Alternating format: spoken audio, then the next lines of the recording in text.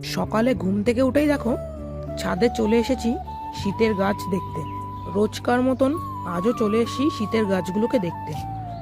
দেখো সব ছোট ছোট পটে বসানো রয়েছে। এতগুলো গাছের মাঝখানে দেখো এই গাছটা, এটা হলো অ্যাস্টার। এত ছোট গাছে দেখো এখনই কড়ি চলে এসছে। এখানে কিন্তু 3টে কড়ি রয়েছে, এই একটা কড়ি আর এই নিচের থেকে এই যে দুটো দুটো কড়ি বেরোচ্ছে।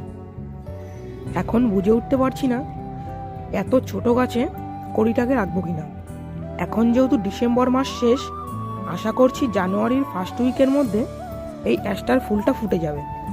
এই গাছটার থেকে এখন যদি আমি কড়িগুলো সব কেটে দিই তাহলে জানি না যে আবার কবে কড়িগুলো আসবে এবং গাছটা কবে বড় হবে সেটারও ভাববার বিষয়।